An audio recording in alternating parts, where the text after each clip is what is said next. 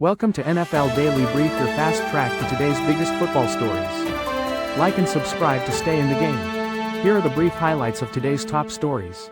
Our guide to every Week 2 game, matchup previews, predictions, picks and nuggets. What we're hearing, potential panic in Miami, plus the latest on Giants and Jets QBs. Sources, Cowboys OL Smith gets $96 million extension. Source, 49ers, Jennings likely. LT Williams at GTD. Sources, no urgency for Giants to start Dart. Source, Commanders RB Ekeler has torn Achilles. Carroll expects Tay Bowers to play versus Chargers. Dolphins not planning to trade Hill, sources say. Patriots trade injured receiver Polk to Saints. Falcons bench kicker coup after missed FG versus Bucs. Fantasy football playbook for Week 2. It makes me want to fight harder, Mahomes' physicality a galvanizing force for Chiefs. Sirianni recruited Auriemma, Saban, Staley and more to teach the Eagles how to win, again. We have last-minute Week 2 sleepers, surprises, trends to watch and more. It's frustrating, Bears' Caleb Williams still battling accuracy problems. Bengals' Trey Hendrickson picking up where he left off, despite off-season turmoil. What's it like to catch a TD from both Rodgers and Favre? Before Joe Flacco was Cleveland's QB, he was Baltimore's Joe Cool. Packers continue impressive start to season with victory over Commanders. Before going all in on Jackson Dart, how can the Giants fix their offense, fast? Now, let's dive deeper into the details. The Week 2 National Football League schedule features exciting matchups, including a Super Bowl 59 rematch between the Kansas City Chiefs and the Philadelphia Eagles. Sunday also features two notable homecomings, with the Detroit Lions hosting former offensive coordinator Ben Johnson and quarterback Joe Flacco returning to Baltimore to face the Ravens. Quarterback matchups include two college football playoff national championship rematches. The Chicago Bears aim for offensive consistency against the Lions, focusing on quarterback Caleb Williams' accuracy and reducing penalties. Detroit seeks to avoid an 0-2 start, with quarterback Jared Goff aiming for his 11th consecutive win after a loss. The Buffalo Bills focus on improving run defense against the New York Jets after allowing 238 rushing yards in Week 1. The Browns' defense faces a challenge against Ravens running back Derrick Henry, having limited him in 2 of 3 previous matchups. Jacksonville Jaguars plan to increase defensive snaps for Travis Hunter against the Cincinnati Bengals' strong receiver duo. The Pittsburgh Steelers aim to solidify their run defense against the Seattle Seahawks after struggling against the Jets in Week 1. The San Francisco 49ers prepare to face the New Orleans Saints potentially without several key players due to injuries. Los Angeles Rams wide receiver Puka Nacua seeks to continue his impressive start against the Tennessee Titans. The Dallas Cowboys and the New York Giants face off, with Cowboys quarterback Dak Prescott having won 13 straight starts against the Giants. Week 2 of the National Football League season is upon us, and there are many questions surrounding teams after Week 1. The Giants' quarterback situation, the Dolphins' disappointing loss, and Justin Fields' performance with the Jets are key topics. Giants head coach Brian Daboll has confirmed Russell Wilson will start in Week 2. The Giants have a specific development plan for Jackson Dart before he is ready to start. Despite Wilson's struggles, benching him after one game, for which he was paid over $10 million, seems unlikely. Dart has impressed in the preseason and seems poised to play sooner rather than later. The Dolphins had a disappointing Week 1 loss, raising concerns about their roster and leadership. There is speculation about potential trades, including Tyreek Hill, if the losses continue. Justin Fields had a strong debut with the Jets, leading some to believe he could be their long-term answer at quarterback. While Fields showed promise, his past performance raises questions about his consistency. Running back situations saw some clarity in Week 1, with several teams establishing their hierarchies. DeAndre Swift, Travis Etienne Jr., and Jacare Krosky-Merritt appear to be their team's lead backs. Other notable developments include Graham Barton's performance at left tackle for the Buccaneers.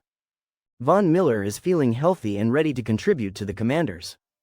The Dallas Cowboys have given left guard Tyler Smith a 4-year contract extension worth $96 million. This deal makes him the highest-paid interior offensive lineman in the National Football League, surpassing Kansas City Chiefs guard Trey Smith. The extension includes $81.2 million in guaranteed money and keeps Smith under contract through 2030.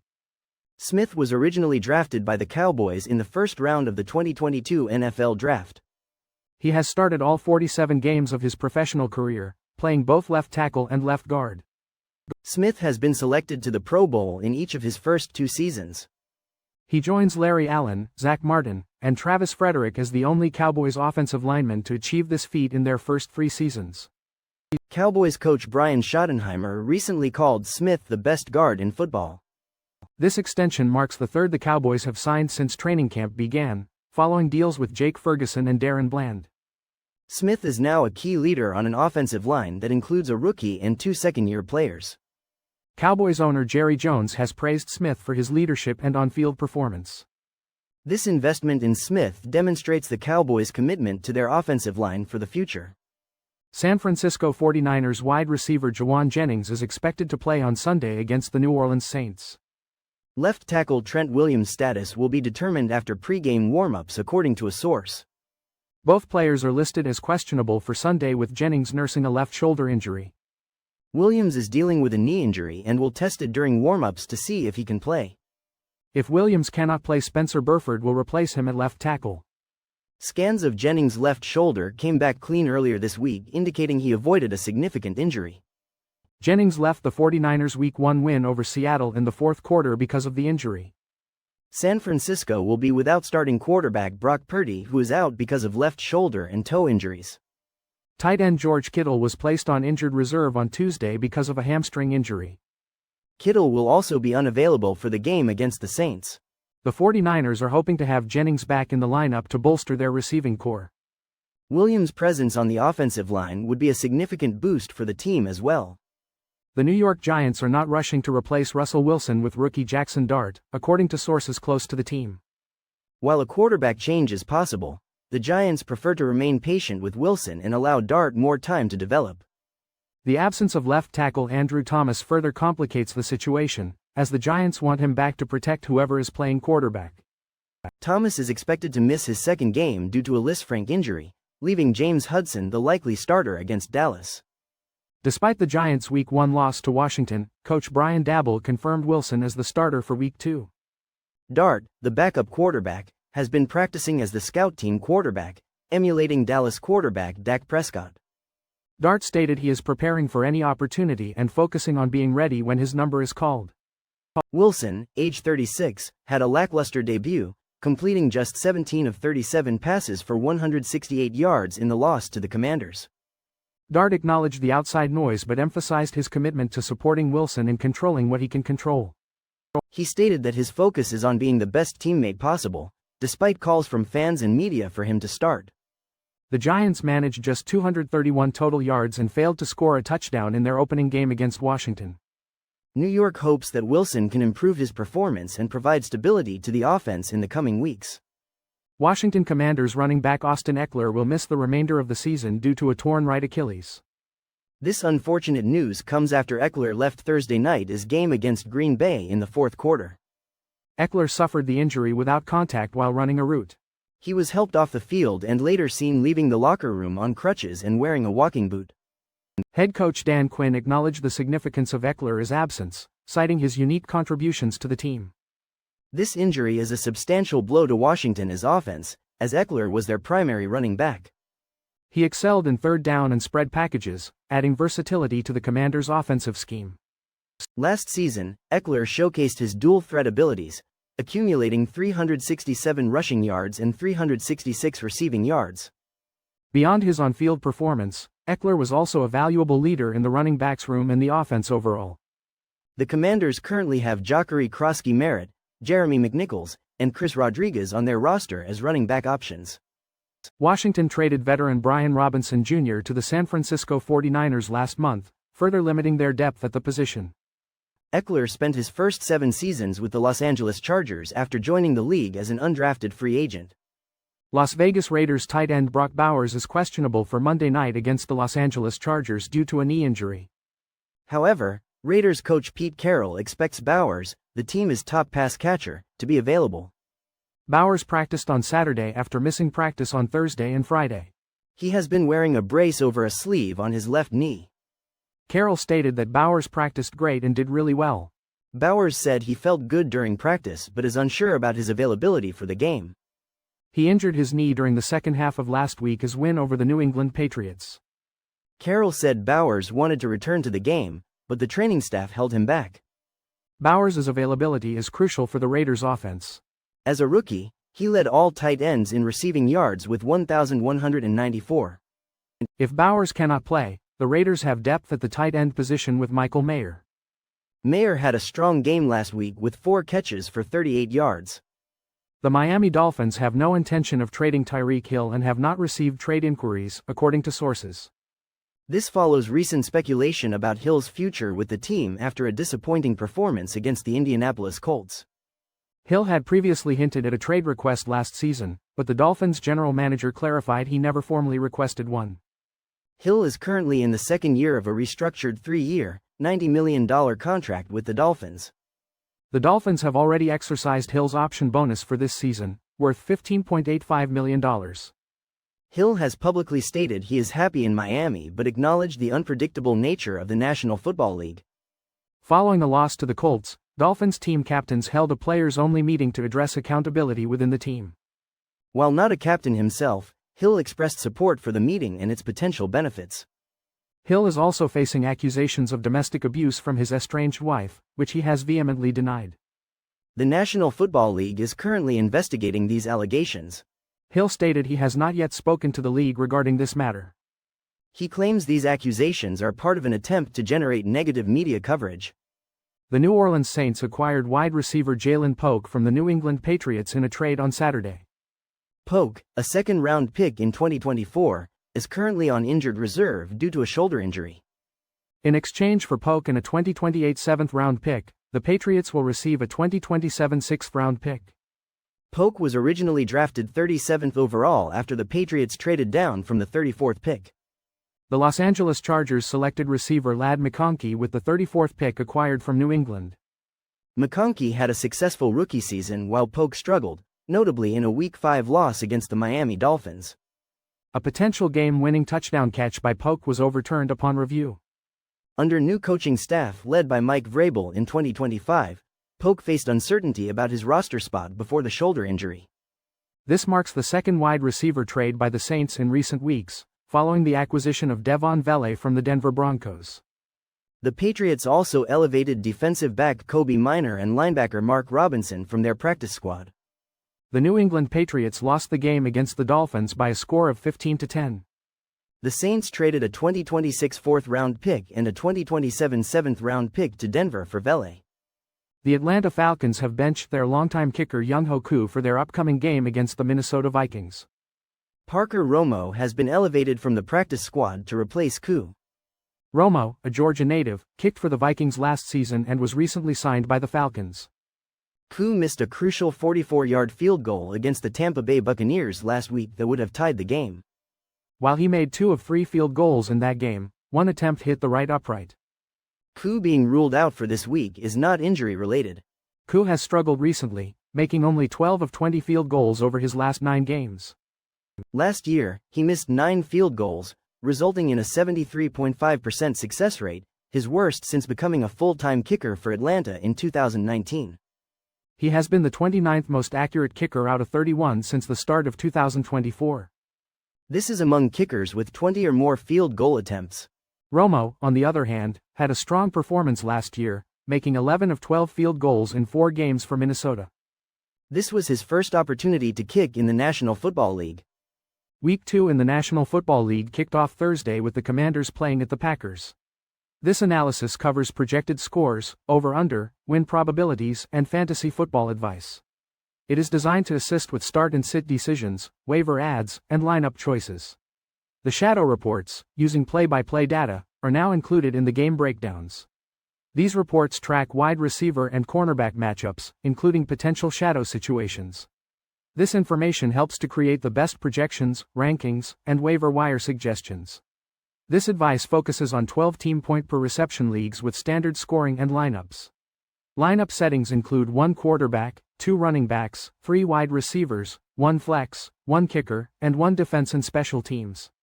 Projections and rankings should align closely, but other factors can influence rankings. Updates may occur during the weekend, with rankings updated on the site and projections in-game. Several Games are analyzed including Bengals vs Jaguars, Cowboys vs Giants, and Lions vs Bears. Other matchups include Rams vs Titans, Patriots vs Dolphins, and 49ers vs Saints. Analysis also encompasses Bills vs Jets, Steelers vs Seahawks, Ravens vs Browns, and Broncos vs Colts.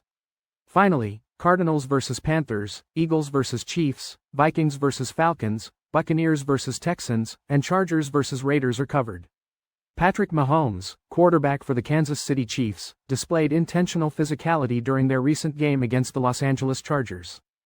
Instead of avoiding contact, Mahomes initiated it, lowering his shoulder into a linebacker for an 11-yard gain. This deliberate act served as a message to both his teammates and the opposing team. Mahomes later explained that he felt the need to jump-start the team and was not in the mood to run out of bounds. He continued this aggressive approach throughout the game, trucking a cornerback on another play. Right guard Trey Smith acknowledged the inspiring impact of Mahomes' willingness to fight for extra yards. Mahomes capped off the drive with an 11-yard touchdown run, showcasing his determination. Offensive coordinator Matt Nagy praised Mahomes' natural leadership and fiery competitive spirit. Mahomes' performance included 258 passing yards, 57 rushing yards, and 2 touchdowns. His increased aggression near the sideline is a notable change in his playing style. Mahomes emphasized the importance of starting faster as a team. He acknowledged the need to balance his aggressive plays with protecting himself throughout the long season. Eagles coach Nick Sirianni proactively sought advice from prominent figures in sports to understand sustained success after winning the Super Bowl. He contacted individuals like Geno Auriemma, Nick Saban, Don Staley, and Michael Johnson to gain insights. Sirianni was concerned about avoiding complacency and maintaining the team's drive after achieving the ultimate goal. Auriemma, a legendary basketball coach, emphasized the importance of staying focused after great success. Sirianni's message to the team has been clear: do not dwell on past victories and focus on the present season. He stressed that prior accomplishments do not guarantee future success and that this season is a separate entity. Auriemma described winning a championship as both the best and worst thing, highlighting the pressure to repeat. He also discussed the psychological shift from being the attacker to the defender after winning a title. Sirianni and Auriemma discussed reframing the mindset from being hunted to being on the hunt for another championship. The Eagles face constant reminders of their Super Bowl victory, making it challenging to stay focused on the present. Sirianni emphasized the importance of watching game film for a purpose, not to relive past glory. He established a team-oriented message, reminding players that it takes collective effort to achieve success. Week 2 of the 2025 National Football League season is upon us, and analysts offer last-minute insights. This includes stat trends, fantasy football sleepers, potential surprises, a key matchup, and a betting tip. Analyst Seth Walder highlights 3 statistical trends that could influence game outcomes. Fantasy expert Eric Moody identifies 5 under-rostered players with starting potential. Ben Solik predicts 3 possible surprises, while Matt Bowen focuses on a crucial matchup. Finally, Pamela Maldonado shares her top bet for Week 2. One trend to watch is Caleb Williams' accuracy, particularly on throws outside the numbers. The Detroit Lions defense may exploit this weakness as they limited such throws last season. Another key area is the Los Angeles Rams' interior offensive line against Tennessee Titans defensive tackle Jeffrey Simmons. With Rams guards injured, Simmons, a strong pass rusher, could pose a significant threat. Lastly, the Houston Texans' new run scheme, focused on duo runs, faces a tough test against the Tampa Bay Buccaneers. The Buccaneers have been strong against duo runs since the start of last season. Bears quarterback Caleb Williams is striving to meet a 70% completion percentage goal set by coach Ben Johnson. This is a significant challenge, as Williams completed only 62.5% of his passes as a rookie, below the league average of 63.5%. Coach Johnson acknowledged the difficulty but maintained the 70% benchmark for Williams. In the season opener against the Vikings, Williams completed 60% of his passes for 210 yards, 1 touchdown, and no interceptions. He showed impressive accuracy in the first half, completing 13 of 16 passes, including his first 10 attempts. However, his completion percentage dropped significantly in the second half to 42%, contributing to the Bears losing an 11-point lead. Williams expressed frustration with the missed passes, particularly those to open receivers. He emphasized the importance of practice and correction to improve his accuracy in crucial moments. Several factors contributed to Williams' inconsistency, including increased blitzing by the Vikings' defense in the second half. His footwork and decisiveness in the pocket also played a role in his fluctuating performance. Williams aims to build on the positive aspects of his Week 1 performance, focusing on trust, decisiveness, and taking what the defense gives him. Coach Johnson noted both positive and negative aspects of Williams' performance, highlighting the need for further improvement and consistency. Trey Hendrickson, despite off-season contract disputes, made a significant impact in the Cincinnati Bengals' Week 1 victory. He played 75% of defensive snaps and pressured Cleveland Browns quarterback Joe Flacco throughout the game. Hendrickson even hit Flacco on the final play of the game, adding an exclamation point to Cincinnati's 17-16 win. Bengals defensive coordinator Al Golden expressed surprise at Hendrickson's performance level, given the limited preparation time. Golden praised Hendrickson's conditioning and his effectiveness against both the run and the pass. Hendrickson recorded 7 of the Bengals' 17 pressures on Flacco, according to Next Gen Stats. Browns defensive end Myles Garrett acknowledged the Bengals' consistent pressure on their quarterback. Despite missing part of training camp due to the contract hold-in, Hendrickson prepared diligently for the season. Teammate Myles Murphy observed Hendrickson performing solo drills at full intensity, mimicking game situations. Hendrickson is entering his age 31 season, which was a factor in the lack of a long-term contract extension. However, the Bengals have invested in their defensive line, drafting Myles Murphy and Shamar Stewart in the first round. Murphy expressed confidence in the defensive line as depth and ability to rotate fresh players throughout the game. Ravel Martin caught his first touchdown from Brett Favre in 2006 due to a busted play against the San Francisco 49ers. Favre was supposed to throw to Greg Jennings, but Martin was wide open, and Jennings pointed him out to Favre. 2 years later, Martin caught a touchdown from Aaron Rodgers in a loss to the New Orleans Saints. This made Martin one of only 6 players to catch touchdowns from both Favre and Rodgers. Martin spent 7 years in the National Football League after time in Division II, National Football League Europe, and the practice squad. He reflected on his career, stating that it felt like living his life and hanging out with friends while doing cool stuff.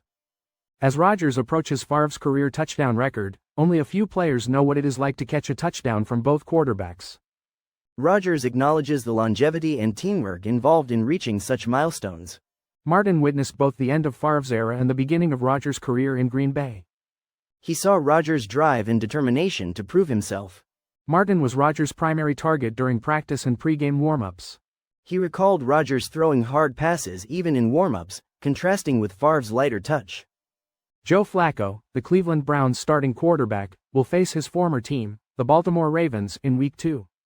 This game marks Flacco's first start in Baltimore since the Ravens traded him after the 2018 season. Flacco spent 11 years with the Ravens, leading them to a Super Bowl 47 victory and becoming their all-time leader in passing yards and touchdowns. The Ravens drafted Flacco 18th overall in 2008 after an impressive workout showcasing his arm strength and accuracy. His calm demeanor and strong arm earned him the nickname Joe Cool, echoing the composure of Hall of Famer Joe Montana. Flacco is known for his clutch performances, holding the record for most road playoff wins tied with Tom Brady. The Ravens drafted Lamar Jackson in the first round of the 2018 draft, signaling a shift in the team's direction at quarterback. Flacco started the first 9 games of the 2018 season before an injury led to Jackson taking over. After stints with the Denver Broncos and New York Jets, Flacco joined the Cleveland Browns in 2023. He led the Browns to the postseason that year and won the NFL Comeback Player of the Year award. Flacco rejoined the Browns in 2025 and became their Week 1 starter at the age of 40. While his return to Baltimore is significant, Flacco is expected to maintain his signature Joe Cool composure. The Green Bay Packers continued their strong start to the season with a decisive victory over the Washington Commanders. This marks the second win for the Packers against a team that had 12 or more wins last season. Jordan Love had an impressive performance, throwing for 292 yards despite missing some deep throws. The Packers' defense also performed well, recording 12 hits on Commanders quarterback Jaden Daniels. Tucker Kraft had a breakout game with 124 receiving yards and a touchdown. Running back Josh Jacobs continued his scoring streak, extending his franchise record. The Packers will face the Cleveland Browns in their next game. The Commanders, on the other hand, struggled in this game. Their offense was held to 230 yards, a far cry from their performance last season. They also suffered multiple injuries to key players during the game. Kicker Matt Gay continued to struggle with long field goals. The Commanders' defense struggled to contain the Packers' offense, allowing several big plays. Washington will look to bounce back against the Las Vegas Raiders in their next game. The New York Giants' offense struggled significantly in their season-opening loss to the Washington Commanders. Wide receiver Malik Neighbors expressed his disappointment, stating the game tape made him feel sick. The Giants did not score a single touchdown and only gained 231 total yards of offense. They also failed to reach the end zone twice despite driving inside the 10-yard line. Neighbors emphasized the need to focus on the little things, such as avoiding penalties and getting out of the huddle quicker. He also suggested spreading the ball around to utilize the talent within the offense. Darius Slayton, who signed a $12 million per year contract, was only targeted once in the loss. This reinforces the sentiment from last season that the offense relied too heavily on Neighbors. Despite a new starting quarterback in Russell Wilson, the offense continued to struggle in the opener. Wilson acknowledged his subpar performance, stating he did not play well enough. The Giants also struggled with their running game and offensive line play. Wilson was pressured on 36% of his dropbacks, highlighting the offensive line issues. That's a wrap on this week's NFL Blitz Talk. Thanks for tuning in. We'll catch you next time with more gridiron fire and fearless breakdowns.